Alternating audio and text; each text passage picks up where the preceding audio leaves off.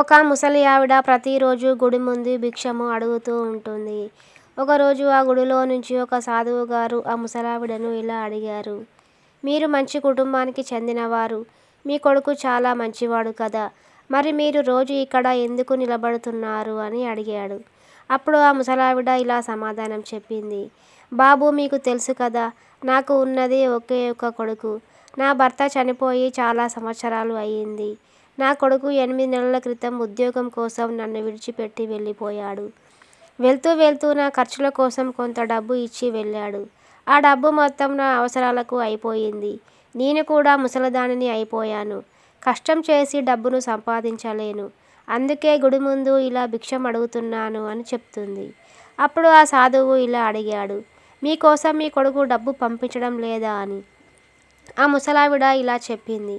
నా కొడుకు ప్రతి నెల నా కోసం ఒక రంగు కాగితం పంపిస్తాడు. నేను ఆ కాగితాన్ని ప్రేమతో ముద్దు పెట్టుకొని నా కొడుకు జ్ఞాపకార్థం ఆ కాగితాన్ని గోడకు అంటిస్తాను అని చెప్తుంది. అప్పుడు సాధువు ఆమె మాటలు విని ఆమె ఇంటికి వెళ్ళి చూడాలని నిర్ణయించుకుంటాడు.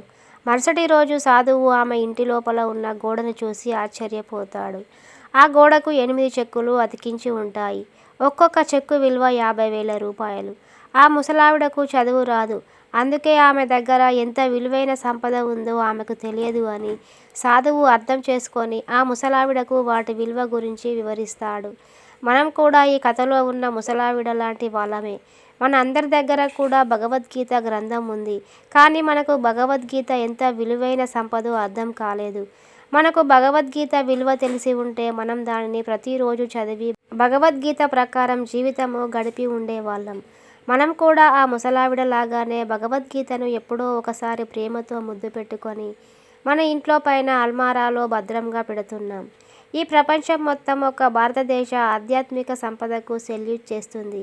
కానీ మనం మన సంస్కృతిని విడిచిపెట్టి విదేశీ ముసుగు బారిన పడుతున్నాం. సనాతన ధర్మం భూమిపై అవతరించిన కాలం నుండి కోట్ల మంది జీవితాలను మారుస్తున్న గ్రంథం భగవద్గీత. చదవడానికి మరియు వినడానికి ఎంతో అందమైన శృతితో అతి మనోహరంగా ఉన్న గ్రంథం భగవద్గీత. ఈ ఆధునిక సాంకేతిక కాలంలో సైంటిస్టులు కనుగొంటున్న ఎన్నో కొత్త విషయాలను ఎన్నో కోట్ల సంవత్సరాల క్రితమే తెలియజేసిన అద్భుతమైన గ్రంథం భగవద్గీత. ఎన్నో వ్యాధులకు మందు రామాయణం, మహాభారతం భగవద్గీతలో ఉన్నాయి. దేవుడు లేడు అని నమ్మే ఎంతోమంది నాస్తికులను సైతం గొప్ప దైవ విధేయులుగా మారుస్తున్న గ్రంథం ఈ పవిత్ర భగవద్గీత. గొప్ప సైంటిస్టులను సైతం హిందువులుగా మారుస్తున్న గ్రంథం భగవద్గీత. ప్రపంచంలో కొన్ని కోట్ల మంది హృదయాలలో కంఠస్థం చేయబడ్డ గ్రంథం భగవద్గీత. ఈ ప్రపంచంలో ఎల్లప్పుడూ అత్యధికంగా పఠించబడుతున్న గ్రంథం భగవద్గీత. ఇంకా ఎన్నో గొప్ప ఘనతలు కలిగి ఉన్న గ్రంథం భగవద్గీత. దేవుడు మనందరికీ పవిత్ర రామాయణ, మహాభారతాలను భగవద్గీత చదివి అర్థం చేసుకొని దాని ప్రకారం జీవితాన్ని గడిపే భాగ్యాన్ని ప్రసాదించాలని మనసారా కోరుకుంటున్నాను. మా వీడియో కనుక మీకు నచ్చినట్లయితే మా ఛానల్ని సబ్స్క్రైబ్ చేసి పక్కనే ఉన్న బెల్ గంటను కొట్టండి. మీ పల్లెటూరి కవిత పక్క.